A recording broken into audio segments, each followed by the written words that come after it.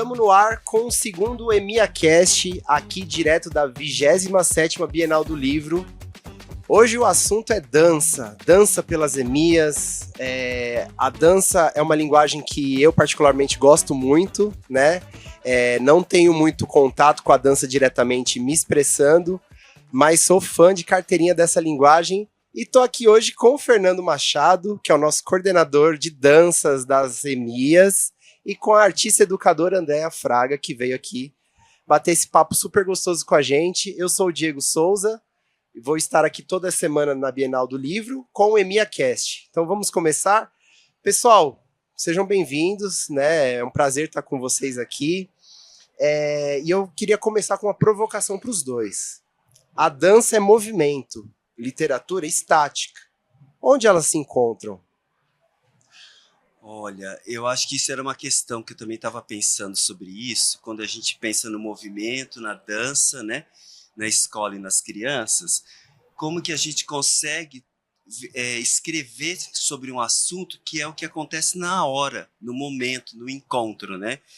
E aí eu estava lendo as coisas todas e vendo, eu acho que esse é o grande desafio, né, dos educadores, das pessoas que escrevem sobre dança, como transformar aquele lugar tão rico, né, da arte do movimento e conseguir escrever e deixar as pessoas ficarem encantadas do jeito que elas ficam quando elas assistem, né?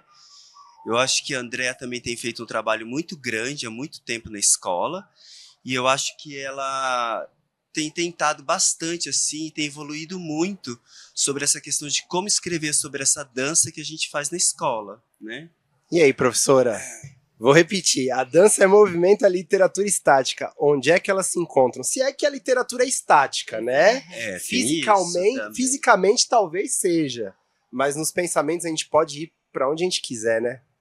E pensando nesse lugar da expressão e da linguagem, né? Palavra é movimento também, né? E a dança é um modo de expressar com o corpo que a gente pode traduzir em palavras e vice-versa, né? Não é tão fácil, talvez seja mais fácil traduzir a palavra no movimento do que o movimento na palavra, né? Sim. Tem muitos profissionais da dança que trabalham com literatura, né? Ou criações de dança que partem de um texto literário, partem de algum autor. Então, acho que, na realidade, as linguagens todas, quando elas vão para o lugar da criação, da expressão, né, de algo que nós, humanos, gostamos de, né, temos essa necessidade de colocar sentimentos, pensamentos, ideias, uma forma que o outro consiga aprender. A dança vai mais pela abstração do movimento e a palavra, né, a literatura pela palavra, mas é muito possível que elas se encontrem sim. Ah, legal. Ontem a gente explicou então o que é a EMIA, né, Escola Municipal de Iniciação Artística. Eu estava aqui com o Daniel e com o Vinícius, né? E eu queria aproveitar hoje aqui a presença da artista educadora Andréa para falar um pouco de como está se movimentando a EMIA nesses tempos, uma vez que você já está na escola há um bom tempo. Queria que você contasse para as pessoas que não conhecem o seu trabalho, como é que surgiu essa sua relação com a EMIA, o que você já fez na escola? Conta um breve resumo para a gente conhecer um pouco mais do seu trabalho. Tá bom. Eu entrei na EMIA já há muitos anos, uns 20 e tantos anos, e como muita gente que entra, a gente vai se encantando, e a EMIA, como oferece esse lugar, acho muito propício para o artista estar, né? Porque apesar de ser escola, tem um espaço de liberdade muito grande. Então, para mim, a EMIA sempre foi um lugar de realização, também como artista, não só como educadora, como professora, né? E um lugar que eu acredito que possibilita, como ela foi sonhada por alguns, não para ser o que ela é hoje, como ela é, né? E foi se tornando o que ela é hoje, ela, para mim, é um movimento contínuo de criação. E eu entendo a iniciação num aspecto mais amplo, não como o começo de alguma coisa, né? A iniciação como uma experiência de transformação que ela atinge todo mundo na EMIA. né? Não só as crianças. A gente que fica um tempo, cria um laço de amizade com quem trabalha, tem espaço para agir, para colocar sonhos ali em movimento também, né? E essa relação também com a infância que está presente ali, né? Tem uma infância que é além das crianças também, né? Se a gente pensar a infância como lugar da novidade, do que brota novo, a gente tem ali isso acontecendo constantemente. Sim. E eu vejo a iniciação ali como todo mundo que passa, que tem uma experiência de um certo tempo na EMEA também, né? Porque aí a gente, para ter processo, a gente precisa ter um tempo para viver as coisas e perceber as transformações. E eu vejo que funcionários, famílias, professores e as crianças não passam sem ser transformado pela EMEA, né? Sim. E aproveitando a sua fala, professora, eu até tinha anotado aqui, vamos perguntar para o Fê, então. Qual que é o benefício da consciência corporal no desenvolvimento de uma criança, Fernando? Você que é um menino adulto que foi sensibilizado pela dança há muito tempo.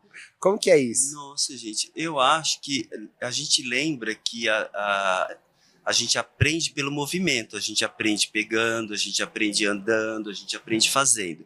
Isso é movimento pra gente, né, da dança. Então, quando você é sensibilizado por outras possibilidades de movimento, você vai ficando mais rico dentro da sua sabedoria mesmo, né? Eu acredito que as crianças que dançam, né, as crianças que se mexem, que têm liberdade com o seu corpo, elas são mais tranquilas, né? Elas são mais gentis, né? No mundo tão duro que a gente tem vivido, eu acho que as crianças respeitam mais o outro também. Porque daí você tem uma coisa assim, você entende o corpo, né? Você entende o seu corpo e aí as coisas vão se desenvolvendo. Eu acho que é tão rico e eu não consigo separar, sabe? A educação, a formação, o crescimento, o desenvolvimento, né, das pessoas sem movimento, sem dança, né? E eu acho que às vezes as pessoas pensam que a dança é só uma arte... Coreografia, né? Coreografia, é um momento, é aquele lugar da apresentação. E a gente vê que a dança é uma coisa do dia a dia. Se a gente olhar para as pessoas andando aqui hoje, para você como está sentado, como a gente está, como as pessoas se movem, como elas olham, isso é dança. A gente consegue refletir isso no lugar. E aí quando a criança que está lá na escola, ela consegue entender que isso tudo é movimento, ela se entende um pouco, ela se acha um pouco nesse universo, né? Sim. A gente estava falando outro dia que tem umas outras unidades novas, né, que estão trabalhando com o movimento do monstro, né? Que legal. E a gente tem uma pesquisa sobre a dança do grotesco. Se a gente pensar nisso, as crianças estão entendendo que a dança não precisa ser só o belo. Pode ser o esquisito, pode ser ele mesmo, né? Porque tinha muitas crianças que Verdade. não queriam dançar, porque ela falava que só consigo dançar. Eu vejo aquilo como o bonito, e o bonito eu não consigo fazer. Mas você não precisa fazer bonito. A criança busca o virtuosismo, né, na dança, né? E não necessariamente a técnica bem aplicada é uma expressão. Pode ser, não sei se seria isso. O que você acha, professora? Com certeza, né? Pensando ali no aspecto da criança, ela, quanto mais próximo do corpo, né? Quanto mais nova, mais ainda ela está próxima desse lugar de expressão do corpo, né? E um corpo que está investigando, que não tem parâmetros ainda muito definidos do que nem só do que é certo ou errado, dependendo de quais forem os parâmetros para definir isso, mas também do que é como se tivesse uma coisa totalmente nova, né? Existe naquele corpo e eu posso experimentar ele de infinitas maneiras. Por isso que, para mim, a dança da criança, quando ela está nesse lugar da experimentação e de viver esse corpo, ela é tão especial, tão singular, que é diferente do corpo do adulto, né? Sim, de um corpo bailarino, treinado, e não que uma coisa seja ruim e a outra boa, né? Se ela tiver o desejo de continuar na dança, ela vai buscar mais técnica e tudo mais.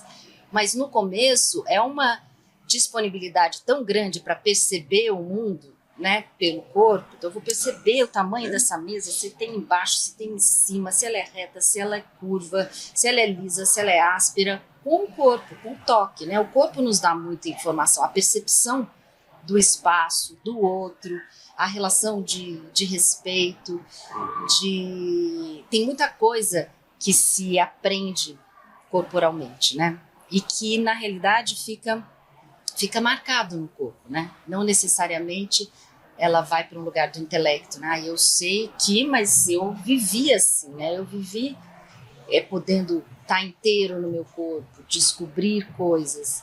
E aí eu acredito que mora uma dança muito especial, muito característica desses corpos, né? Que estão investigando, que estão fazendo perguntas para o espaço, para as coisas, para o outro, para a música. Essa corporalidade viva, eu acredito que é onde mora a dança da criança. Legal, muito bom. E assim, ontem, né, eu perguntei pro pessoal da música, né, o que as crianças trazem de música para vocês, né? Porque a música, ela é consumida por boa parte da população, assim por dizer, né? Acho que não conheço ninguém que não goste de música, né? Artes visuais, a criança chega com o desenho, né? E a dança? Como que chega essa dança? Ou essa dança é criada na EMEA? Como que é o contato que elas têm fora a EMEA com essa dança? Vocês poderiam me dizer, assim? Fiquei pensando nisso, sabe? A gente tem muitas coisas sobre dança, né? A dança da televisão, a dança da arte, aquela dança que a gente vê no espetáculo também, o né? TikTok hoje, né? Então a gente fica pensando nisso como dança. Quando a gente está na escola e a gente pensa que a dança pode ser um movimento de sentar e levantar, sabe? De se mexer, de encontrar com o outro, ela também vai ampliando essa possibilidade, essa noção do que é o movimento. Porque senão fica só naquela referência do belo, do bonito, que tem que dar tudo certo, sabe? Então eu acho que isso é uma coisa que a gente vai desconstruindo e construindo dentro da escola. E isso não só com as crianças, com as famílias, né? Que ficam perguntando que dança é essa que a gente faz, né? Com todo mundo, assim, com o movimento. Eu acho que quando eu comecei a dançar, eu já era mais adulto, mas eu ainda não sabia o que era dançar. Eu não sabia o que era aquele lugar fechado da técnica. Então eu me soltava. Eu acho que eu era um pouco criança, como você disse no começo, né? Eu não sabia o que estava errado. Então a gente vai fazendo. Sim. E é isso que a Andrea está falando. A criança ainda ela não sabe o que é. Ela não tem um juízo de valor, né? Ela não está valorizando. Mas quando ela tem, a gente tem que inverter essa polaridade e construir alguma possibilidade dela imaginar o que ela pode fazer. Que é o que a gente tem feito, né? Pouco, assim. É legal, né? Eu fiz a pergunta, mas eu mesmo caí numa armadilha, né? Porque assim, hoje em dia, todo mundo tá no TikTok, né? Eu acho que a minha geração ainda já não pertence mais, mas enfim. E é isso, né? As crianças devem chegar com um montão de ideias para vocês, um montão de narrativas para contar, né? Então acho que deve ser bem curioso isso. É que o contato com a dança na vida das crianças, ela pode acontecer de diversas maneiras, né? Ou é pela família, ou é pela igreja. Muitas das crianças que chegam ali, ou é, né, numa determinada época pela televisão, ou pela Xuxa, hoje pelo TikTok. Só que é muito interessante, ou também, ao mesmo tempo, perigoso ver como a mídia, né, das redes sociais ela oferece uma amplitude imensa. Então eu mesma pelo Instagram vejo danças que eu nunca vi. Sim, africana, indiana, e de lugares e pessoas, né, e culturas muito diferentes, e fico assim, nossa, encantada de ver, né, como a dança também pode ser diversa, né? Não existe uma dança. Existem milhares de formas de dançar, né? E cada cultura tem a sua própria, e tem essa que a gente inventa, né? Tem a dança clássica, enfim, tem uma gama imensa de possibilidades. Mas o que é triste às vezes é que as crianças acabam vendo uma coisa só, né? Sim. Então, eu vejo principalmente para as mais velhas, porque as mais novas não necessariamente têm contato. Certo. Muitos ainda na EMEA não são ainda não estão ainda tão dentro, os mais não novos. estão online. Mas as mais velhas um pouco, lá do 11, 12 anos, elas já estão totalmente ligadas ali, né? Sim. E só que o que aparece para elas, o tal do algoritmo, define muito, né, o que elas veem.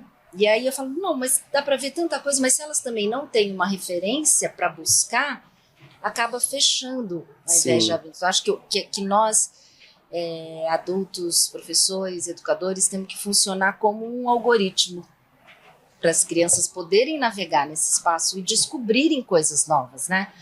Porque a dança do TikTok ela é restrita, né? E ela é muito igual, muito parecida. E as crianças, se elas se baseiam nisso como desejo, né? E tem muito, né? As meninas, eu quero dançar como a menina do TikTok, mas até eu vejo que a presença corporal delas está muito no visual, muito, né? Fechada nesse quadradinho.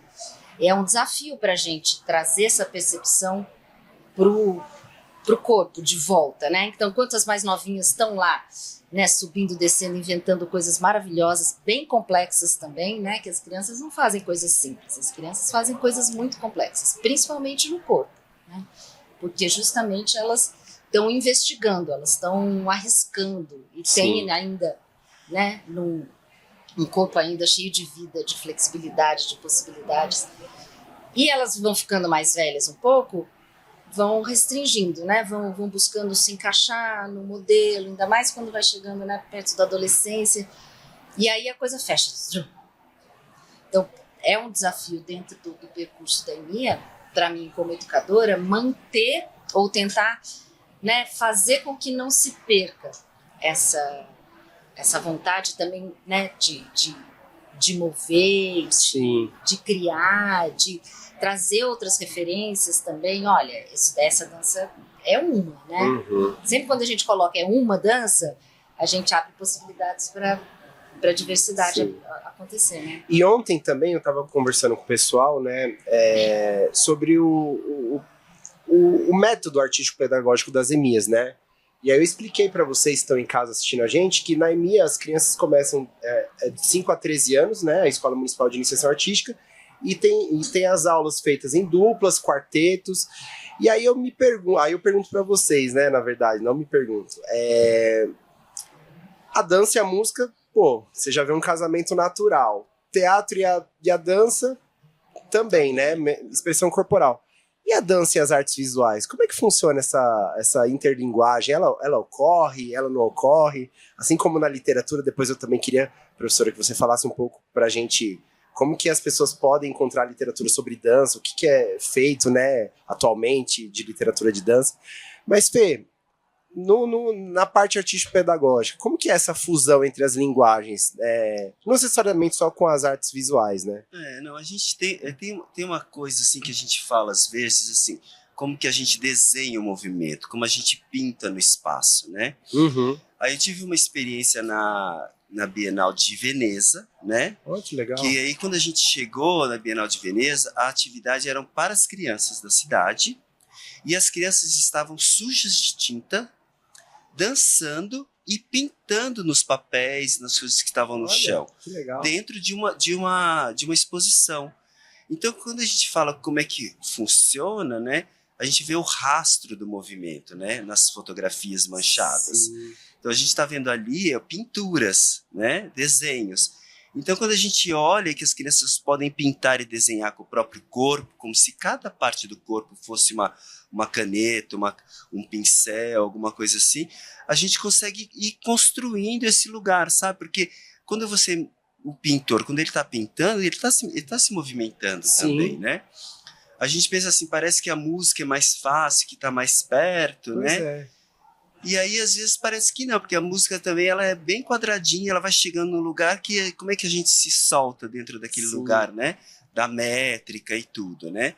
No teatro, a corporidade, né, como que o artista anda dentro do palco, aquilo é dança. E a gente tem preparadores de artistas que são bailarinos e professores de dança só para poder construir o movimento do artista que ele vai falar aquilo. Uhum. Então a gente entende um pouco esse movimento. Eu acho que está tudo muito conectado. Sim. Eu acho que a grande magia da EMEA é a interlinguagens, sabe? Sim. Essa é a grande pérola que a gente fala da escola, quando a gente mistura e não tem um plano pronto, sabe? A gente vai construindo a partir desses encontros, desses lugares.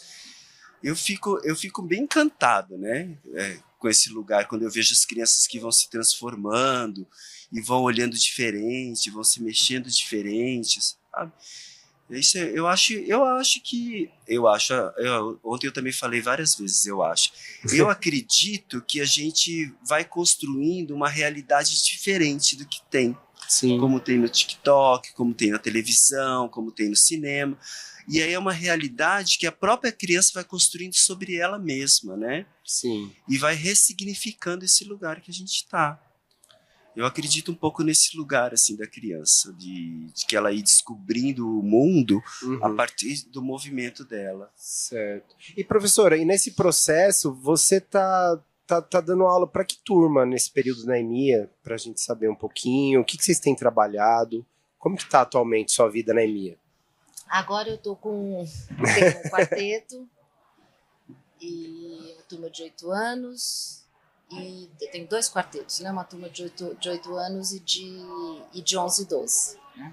Esse tempo sobre a integração, né, é algo que a gente discute há muitos anos, há muito tempo. Pensar o que é e tentar construir várias... Não, o que é? É uma sobreposição? É um faz... Né? Porque a integração também pode ser entendida de diversas maneiras. E eu acho que no nosso livro, né, que eu acho que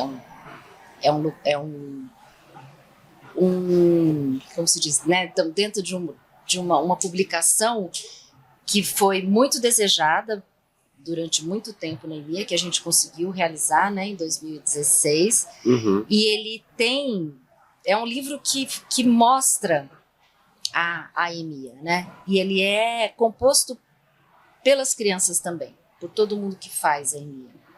Além de ser belo, e todas as ilustrações, tudo ali são coisas que foram feitas, né, arte feita pelas crianças, a gente também tentou trazer para o livro quais eram essas questões, né, os princípios que a gente estava construindo, pensando, né, não que eles estavam começando ali, né, que já vem há muito tempo, mas é que era, né, como a EMEA foi se formando ao longo do tempo, as questões também afloravam, né, mais ou menos.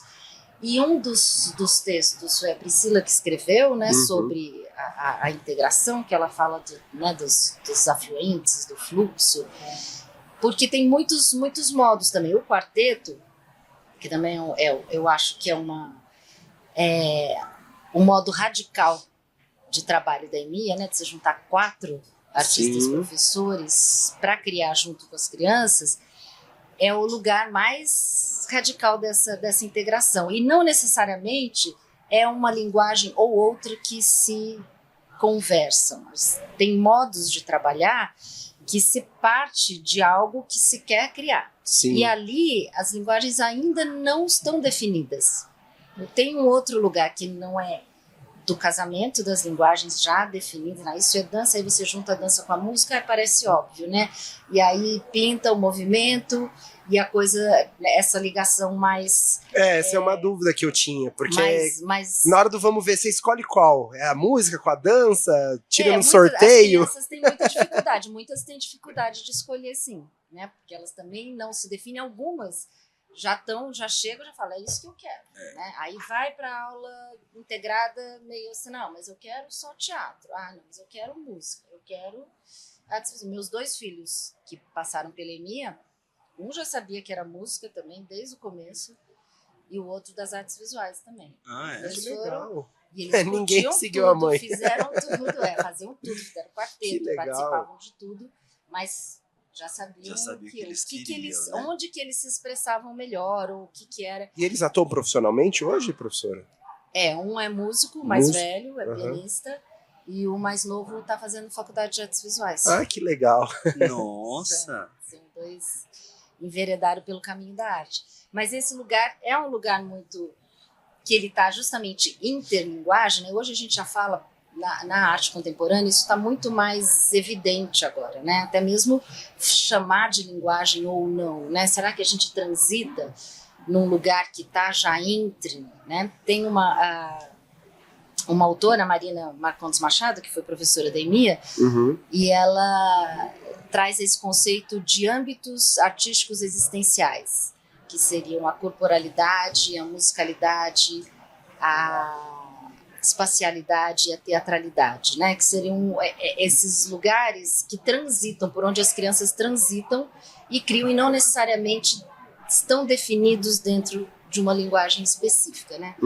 Então hoje eu acho assim, quando a gente vai, elas vão crescendo nos 5 e 6, isso é muito claro, né?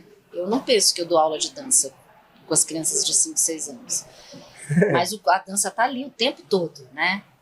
Porque a gente tá, é o meu caminho, né? Então, Sim. Quando a gente trabalha junto, a integração dentro da EMIA não é só a integração das linguagens, é daqueles modos de ser, daquelas pessoas com as crianças, então, muito diferente. Eu sou um artista múltiplo que trabalho isso e aquilo, tudo faz parte, né, tem vários artistas na EMIA que são assim, eu não sou, eu sou da dança, no máximo um pouco do teatro, né?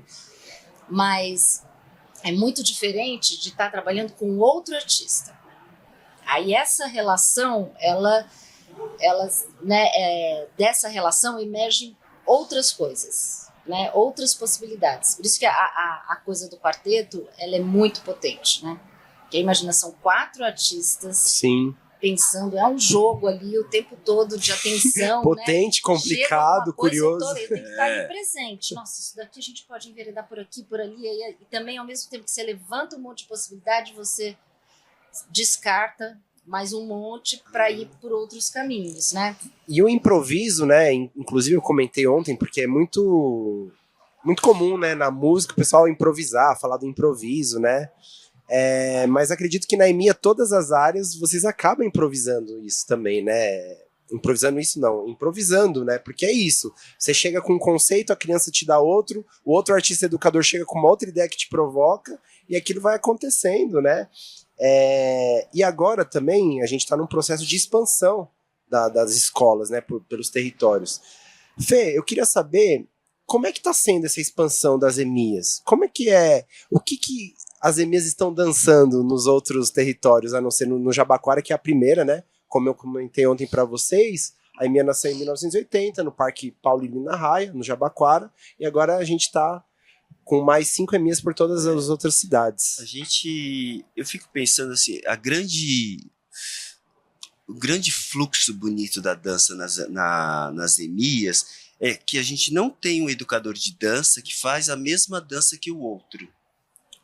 A gente percebeu isso outro dia, que a equipe é muito diversificada, né? Sim. Então as pessoas elas vão se complementando, né? E cada lugar onde a EMIA está, ela tem uma referência, tem uma coisa. E parece que os educadores vão chegando lá e vão se contaminando com o lugar, ou eles vão contaminando o lugar, né? Eu vejo isso muito bem, assim, eu até fiz uma anotação aqui assim, né? Parelheiros, que a gente está com 2 meses, né? Não dá para entender ainda que dança vai acontecer lá, né?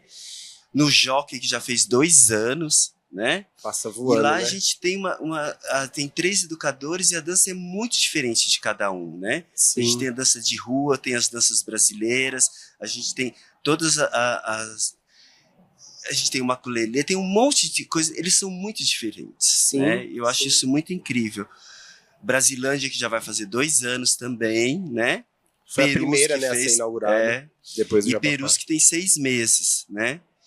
Então eu fico pensando assim, por exemplo, Flores e Perus, eles estão trabalhando com aquela história da dança dos monstros das florestas. Que legal. E eles não sabiam, numa reunião que a gente descobriu que eles estavam no mesmo contexto, indo para o mesmo lugar. E aí eu vejo que como a dança é um lugar muito diversificado. Eu acho que são linguagens, ou são ferramentas, sabe? quando a Andrea falou assim que eu sou da dança e o outro é do teatro, e tem uma coisa assim, eu consigo me expressar e falar sobre o que a gente vai fazer com dança, né? Sim. E aí que se vem o educador que ele é das artes visuais, a linguagem dele é as artes visuais, mas assim, como se fosse uma língua, né? Uhum. Então, para a gente se entender, a gente vai ter que misturar um pouquinho as coisas. Sim. Eu acho que isso que acontece um pouco em cada unidade. Mas eu acho que isso é o que faz todo esse fluxo, sabe, de caminho das EMIAs, que assim, a gente vai encontrando possibilidades e educadores que têm a ver com cada lugar. E mesmo que a gente trocasse todo mundo de lugar hoje, ia dar certo também. Porque a gente está falando com a criança e a criança está sempre disponível, né? Sim. E aí a gente vai construindo, a gente está construindo esse lugar. Eu fico muito encantado quando eu faço os caminhos e os percursos, né? Pelas unidades e vejo o que está acontecendo, né? Como a gente fez no Abril para Dança desse ano, né? Que a gente falou assim, que dança eu faço? E a criança foi mostrar. Então eu acho que isso foi muito bonito, né? Como foi o ano passado que a gente falou para os educadores que dança, o que me move na EMIA. Sim. Então a gente vai construindo um caminho que assim, o que me move aqui, aí hoje o que a criança fala, o que eu danço aqui, né? E são coisas distintas e do mesmo lugar, mas também são semelhantes. Sim. Eu acho que é um lugar único, sabe, a EMIA? Que a Sim. gente tem esse lugar que a gente pode fazer coisas, pode experimentar coisas, e a gente não precisa estar engessado em algum lugar. E eu acho que isso tem muito a ver com a arte, né? E com todo esse contexto que a gente vai construindo com essa criança, né? Sim. A Andrea falou dos filhos dela, o meu também esteve na EMIA, e ele dança muito, mas ele queria fazer música. Aí ele foi pro quarteto, agora ele tá tocando violão, sabe? Mas ele já dança, porque ele sempre esteve comigo dançando. Sim. Ele nem sabe que dança é essa que ele faz. Que legal. Mas ele tem um corpo muito disponível, né? E aí as pessoas olhavam e falavam assim, nossa, você dança muito, né? Pro Guilherme, o filho, Sim. né? Aí ele falou assim, nem ele sabe que ele dança, mas ele tem muitas referências, né, com a gente. E toda criança é capaz de dançar, professora? Independente do corpo, altura, peso. Como que é lidar com esses desafios, né? Porque assim, eu como lembrando, né, como criança, nem todo esporte favorecia certa criança.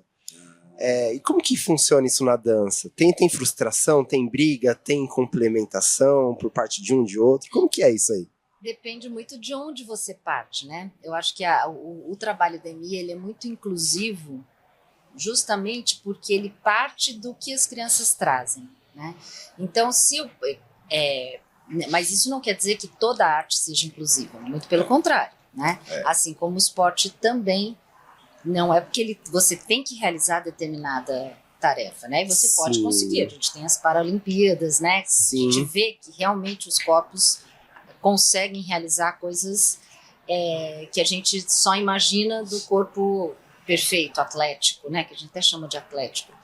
Mas a dança das crianças ou do adulto também, né? Dos corpos adultos, se a gente, dependendo de onde a gente parte, não tem corpo que não possa dançar. Sim. Porque se eu vou partir do que ele percebe, do que ele sente, de uma construção de movimento que vem daquele corpo, ele vai acontecer de formas diferentes em todos os corpos. Então é possível fazer uma dança junto e ser uma dança diferente em cada corpo, né? Eu acho que essa é a dança que a gente...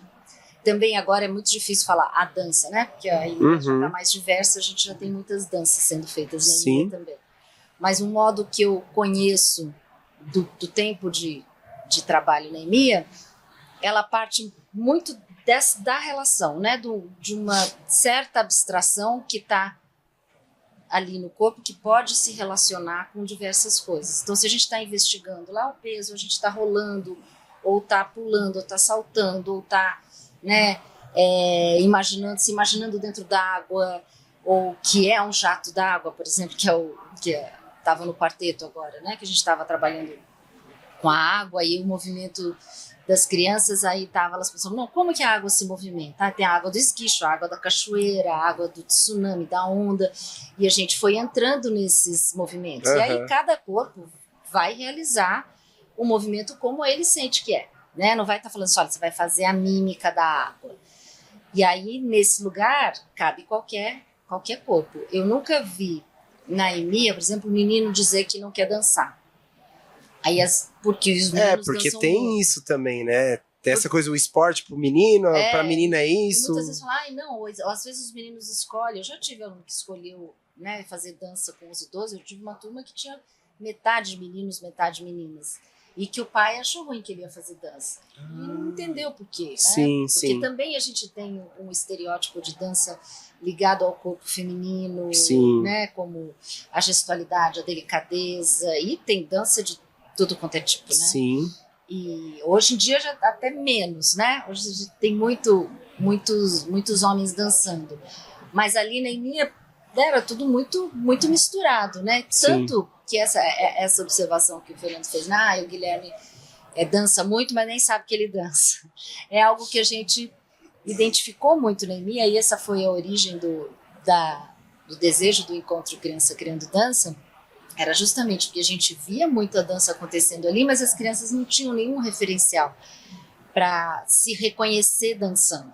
Mas que dança é essa que a gente faz, né? Não sei, eu tô dançando, mas eu nunca vi ninguém dançando desse jeito, né? Diferente da música, que tem um estilo, né? Eu vou tocar blues, vou tocar rock. É mais acessível também. Hoje em dia, como a gente falou do TikTok e tal, é mais fácil. O breaking assim, indo pros Jogos Olímpicos também, né? Exatamente. Querendo ou não, é um... Mesmo assim, ainda eram estilos, né, que estão fechados dentro do que a criança acessa. Aí ela se reconhecer dançando, ela precisa ver alguém dançando. E aí a proposta do encontro era que se encontrassem crianças de outros lugares e se identificassem com aquela dança, né? Tem um projeto na EMEA que eu sou apaixonado pelo nome já. Criança Criando Dança, né? Um dos projetos que é desenvolvido ao longo do ano nas EMEAs, né? Conta pra gente, Fê, quais projetos especiais a gente tem da dança, o Abril pra Dança, Criança Criando Dança, como que é essa dança também, como reverbera isso nas famílias, né? Os pais e as mães também colam nessas atividades, dançam junto. Conta pra gente um pouquinho aí desse processo aí. A dança das famílias acontece muito mais com as mães, né? Porque ainda tem esse lugar, tem esse né? estigma. Que é uma dança, que é o lugar que vai se mexer, né? Então tem poucos pais mesmo que se mexem lá, que se movem, que vão para alguma atividade.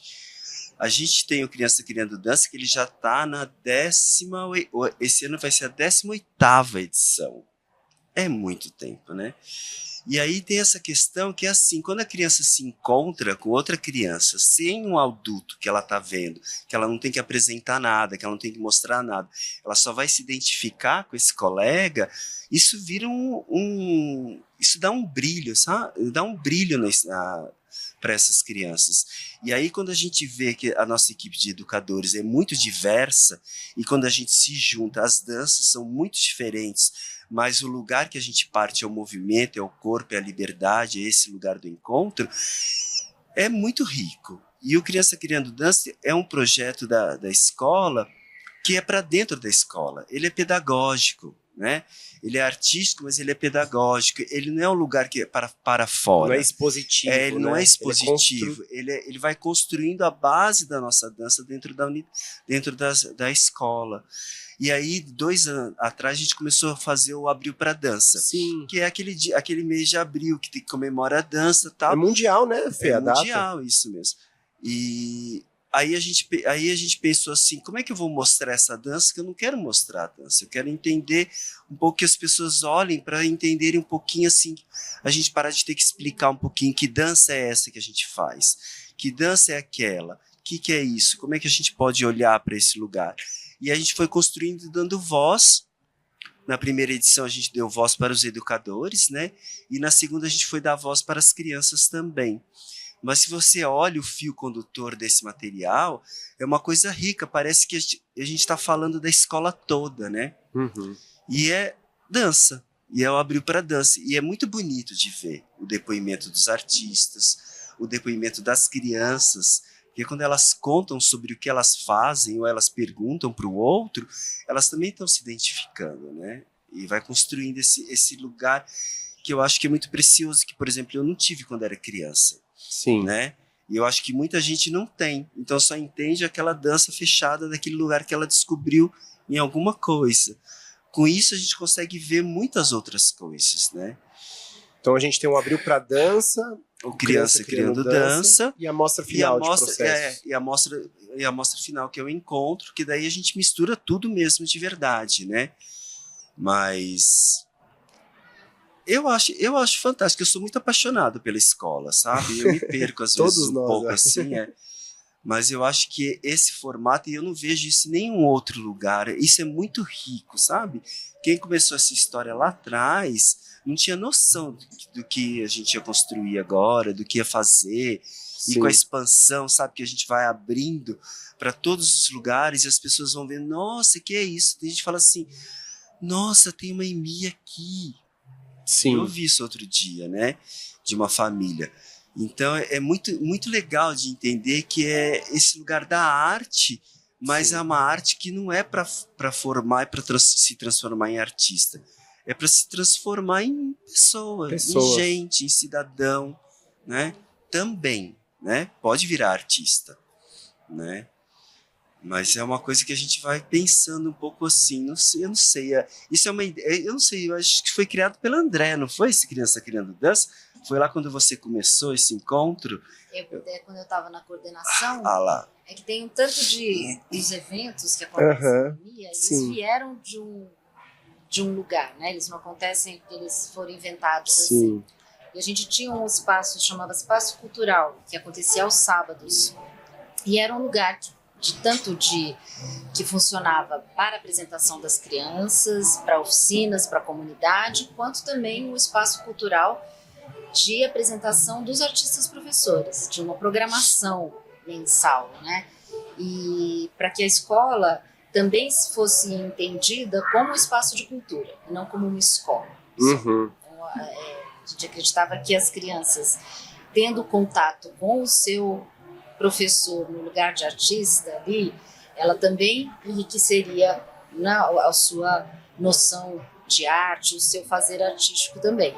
E era muito impressionante quando as crianças vinham assistir e como elas atuavam na semana seguinte, quando encontravam com a gente. Nossa, eu vi você lá no teatro. E também para a Emia poder compartilhar o que fazia, né? O que fazia com a comunidade ali do entorno, né? Uhum. Um espaço que lá em 2007 a gente perdeu esse lugar, ele foi se desfazendo, né?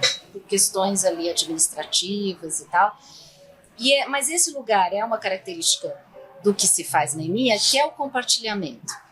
Então a gente não é um lugar de produção de obras que tem que ser mostrada, mas como a gente já trabalha a partir da criação, sempre tem algo para ser mostrado. E eu acredito, inclusive, escrevi sobre isso no meu doutorado, que a experiência da criação, ela se desemboca no compartilhamento, muitas vezes. E esse compartilhamento é uma outra experiência. Algumas crianças mostram aquilo que elas fazem, que elas criaram, em vários contextos diferentes. Às vezes é ali, de uma sala para outra. A gente fez uma coisa legal. Nossa, vamos chamar ali a sala do lado para assistir? Vamos. A gente vai lá, olha, vocês querem assistir isso que a gente fez? Ou você eu vivi muito isso quando eu estava na direção, você vai mostrar a escola para alguém e aí, né, dá uma espiadinha, parece que você viu um espetáculo, né? Então, não, a gente quer mostrar, daqui 5 minutos que a gente vai se organizar e aí mostra alguma coisa, né? E como esse lugar é um lugar muito importante, tinham encontros com a dança que a gente fazia quando eu entrei, foi quando se constituiu a linguagem da dança. Uhum. Mas também a própria comunidade não sabia que dança que é essa? Sim. O que é isso que vocês fazem?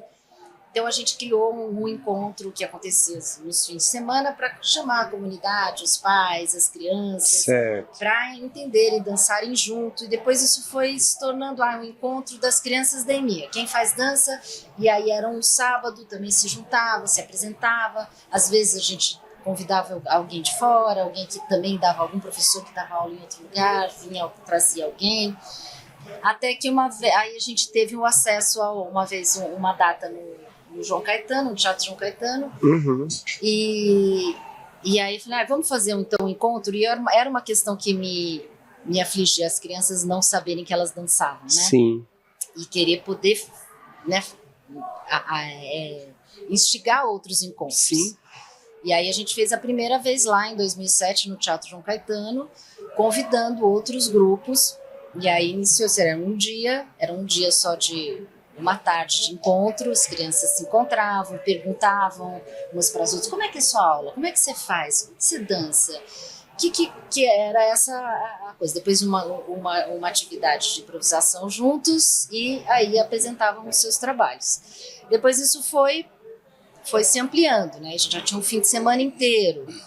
Num determinado momento, a gente também tinha os grupos profissionais que apresentavam no final, porque as crianças não tinham acesso a isso, né? Elas não tinha muita coisa de dança contemporânea para crianças, né? Sim. E os espetáculos eram todos à noite, para adultos, e as crianças não viam outra dança. E também era uma época que não era... Sou velha, né? Não tinha TikTok, não tinha YouTube, não era uma coisa assim. A gente ficava atrás de vídeos e gravava para poder mostrar para as crianças, para que elas vissem outras danças. Era sempre um trampo, assim. E até queria aproveitar, professor, o gancho, não tinha internet, etc. Você comentou agora. E pós-pandemia, essa dança mudou também? Você acha que a pandemia afetou diretamente a dança? A forma das pessoas aprenderem dança? Porque assim, eu sou do audiovisual, né, da comunicação, e mudaram muito, né, as formas de reuniões online, de apresentações de trabalho. Como é que foi esse período pandêmico e pós-pandêmico? Você observou alguma mudança em específico no trabalho de vocês? Eu acho que as crianças vieram com um pouco, principalmente as mais novas, que ficaram, né, muito tempo, que quase não chegaram, né, não conheceram a EMEA antes. A relação entre elas foi a parte mais difícil desse recomeço, né? Sim. Mas a gente se surpreendeu muito com a pandemia, porque no início parecia impossível, né? Eu falei assim, como assim a gente vai fazer Vocês dançaram bastante na pandemia? A gente fez muita coisa na pandemia. Caramba.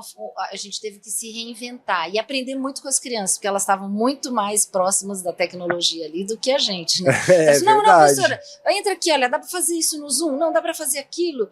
E você não pode gravar porque você não paga? Não, e aí você faz assim, faz assado, a gente ia aprendendo com eles e também descobrindo outros caminhos. Que legal. E eu acho que a gente só conseguiu fazer isso porque a gente parte do princípio da criação, né?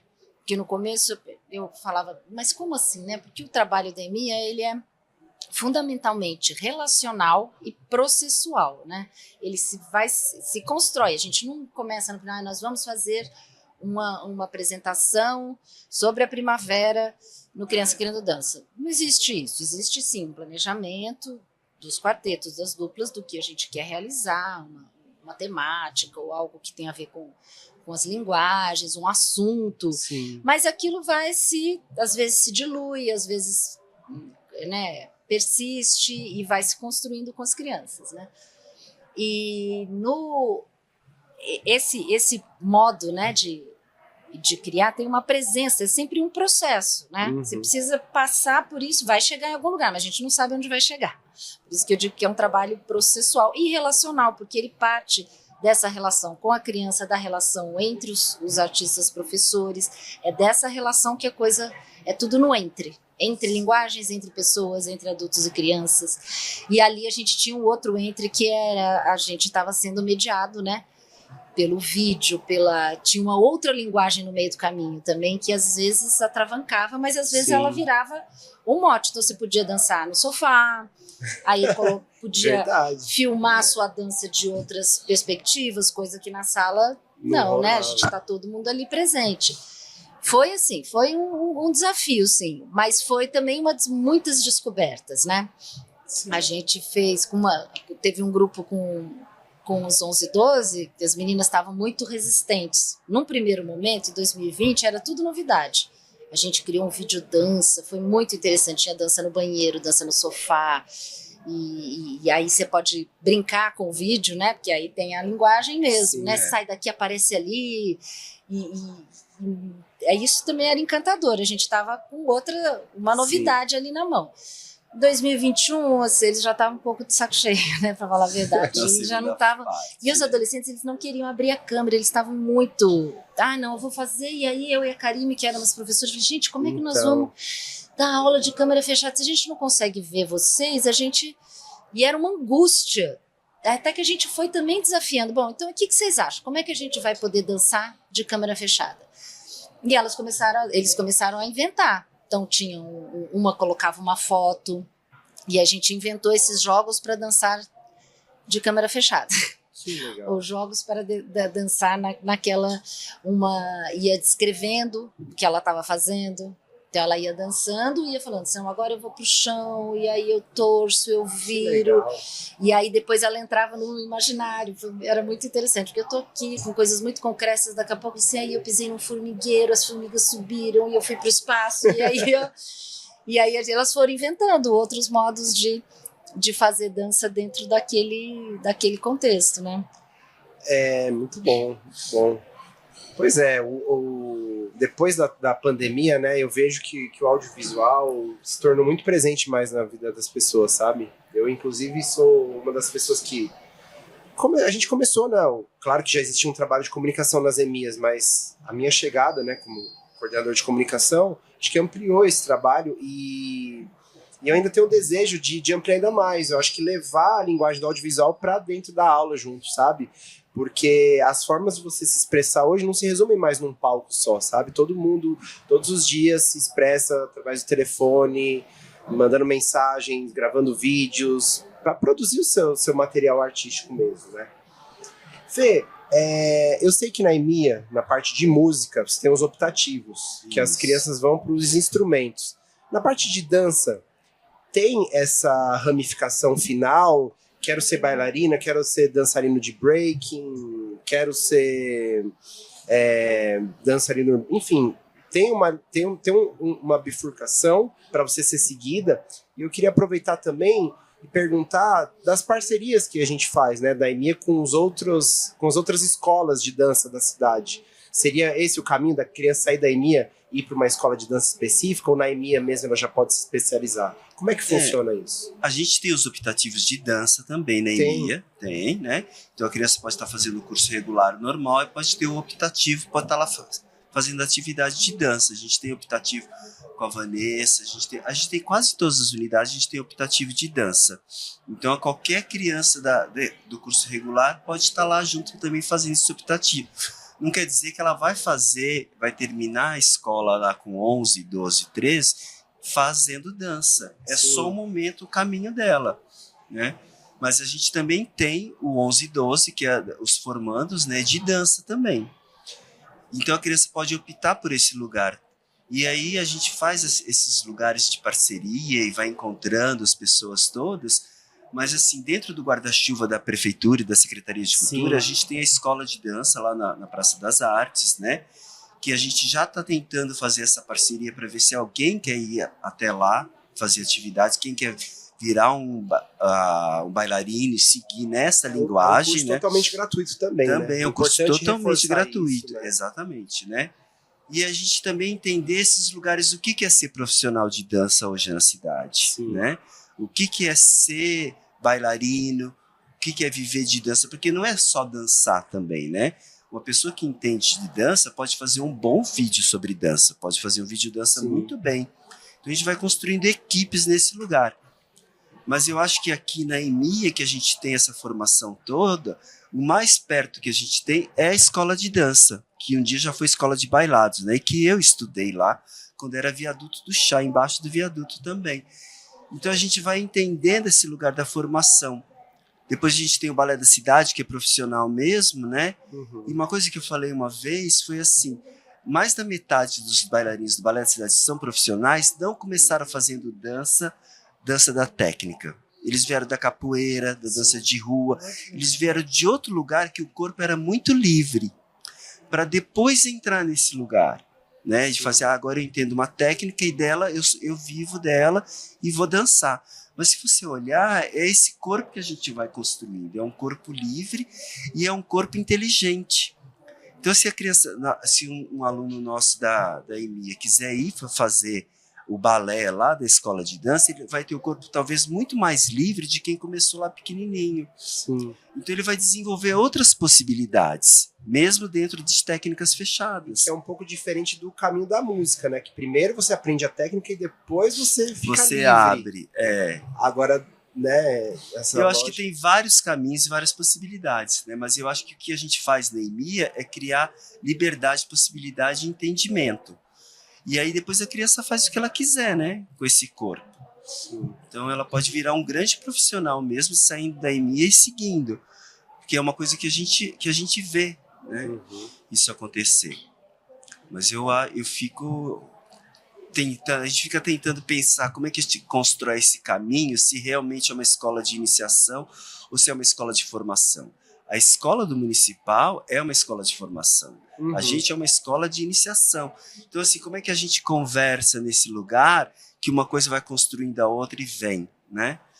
E aí tem os grupos infantis, tem as pessoas que estudam, que falam, que dialogam com a dança para criança ou a dança com criança, né? Então, eu acho isso é a grande riqueza desse lugar. Sim. Né? Professora, eu tinha comentado, né? O que você acha que hoje, atualmente, né? Você já fez várias publicações, gosta de escrever, é uma pessoa super reconhecida, né, na área.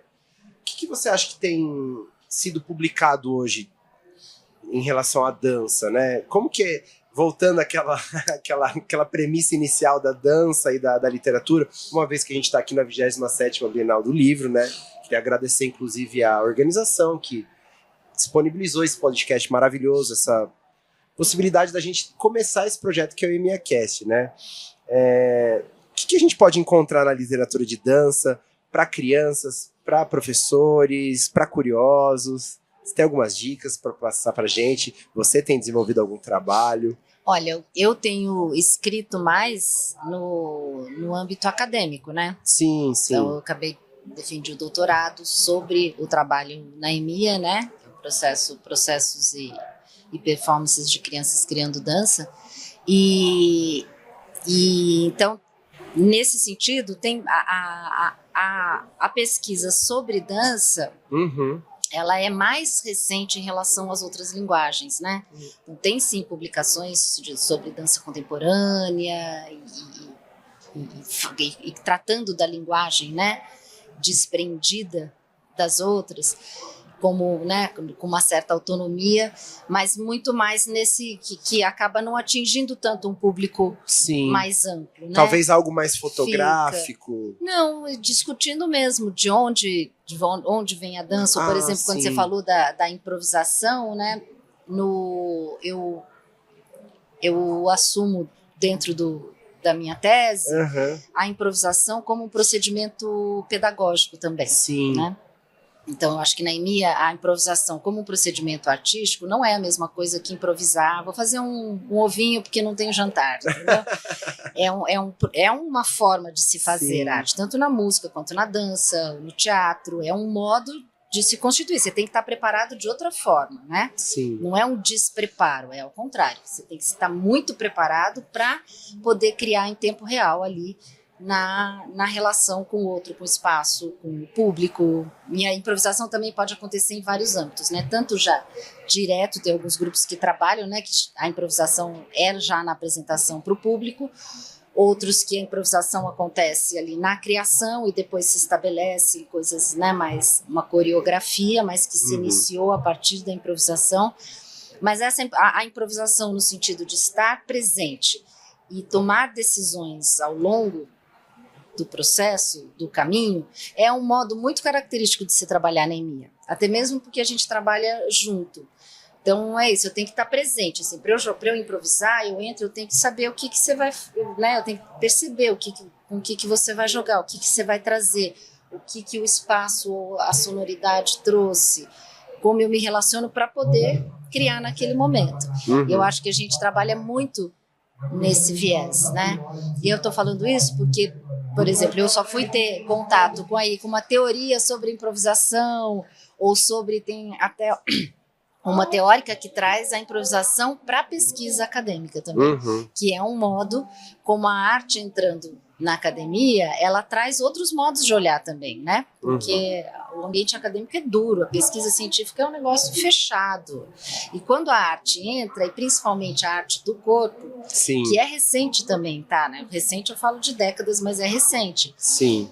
Então tem muitas pessoas da dança que vão para a universidade e né, construir conhecimento nesse lugar e que vão quebrando muitas dessas paredes duras para trazer, olha, a improvisação também pode existir na pesquisa e ser extremamente rigorosa. Sim. Não é uma, né? Então dá uma invertida assim na perspectiva de como se olha para aquilo que se faz, né?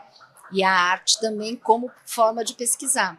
Sim. Então, nesse sentido, eu não tenho aqui muitas referências para falar, elas estão mais nesse âmbito. Agora, para o público em geral, ou até mesmo para crianças e professores, tem o livro que a Priscila e mais o Celso e a Simone, que também foram professores de EMIA, quando aprendi a dançar com o vento. É um livro legal. Lindo. Ele é literário mesmo, né? Ele é muito poético, mas ele traz muito do como a gente vê a dança e uma forma de ver a dança também como parte, e a arte em geral, né? Como parte da vida, não como algo para o que a gente se especializa, que é para todo mundo, né? Sim. Não, legal. Lembrando, pessoal, todos esses trabalhos que a professora publicou, o livro da professora Priscila, todas essas citações do livro da EMIA, a gente vai deixar disponível para vocês, ou em formato de link aqui, ou de alguma forma vai chegar até vocês esse material, porque é muito legal, eu dei uma olhada, tem coisas fantásticas. E, poxa, pessoal, a gente vai ter que encerrar já deu o nosso tempinho, tem muito conteúdo, muita coisa pra gente falar, né? Mas eu queria agradecer a presença de vocês dois aqui. Não sei se vocês têm mais uma consideração para falar.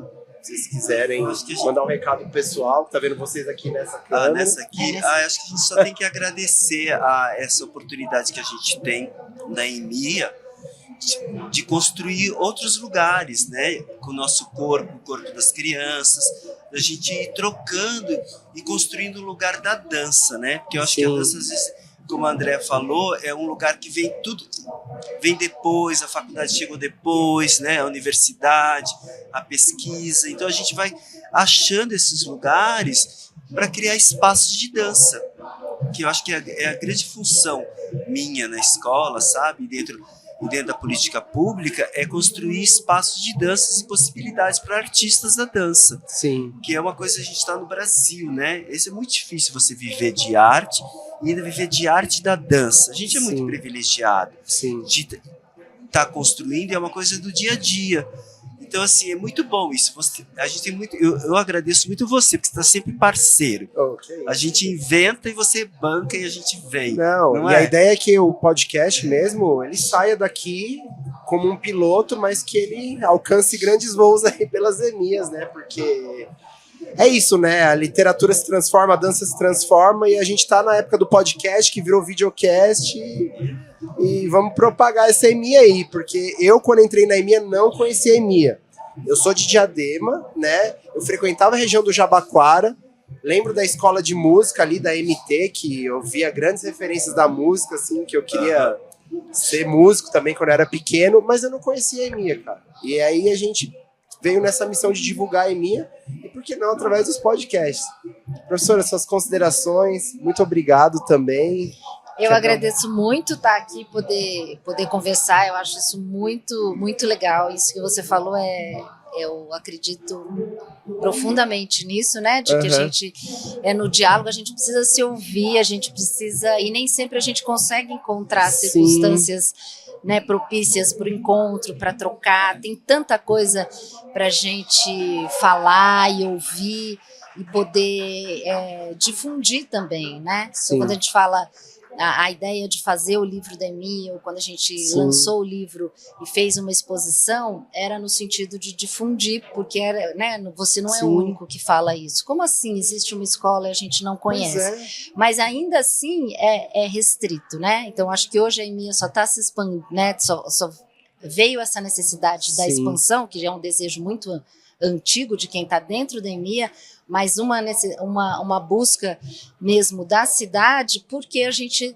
trouxe à tona o que é a EMIA. Então esse EMIAcast, ou essa proposta, ela vai para outros lugares, né? Eu acho que é um modo de expandir também, que não é só territorialmente, é um modo de expandir uma ideia, de expandir, Sim. né, modos de fazer para a gente poder atingir outros lugares, e aí que surjam, né, muitas outras EMIAs a partir dessa inspiração, e que a gente ainda possa construir muito mais conhecimento no diálogo, né? Legal, muito bom.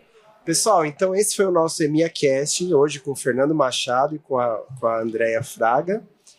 Lembrando que esse material vai estar disponível no nosso Instagram, que é EMIA Oficial, e também no YouTube da Secretaria Municipal de Cultura e também das EMIAs. Esse programa está sendo gravado durante a 27ª Bienal do Livro, né? Nesse momento, nós estamos com restrição, né, de publicação por conta do período eleitoral, que a gente tem uma lei, mas assim que passarem as eleições municipais, a gente vai disponibilizar esse material.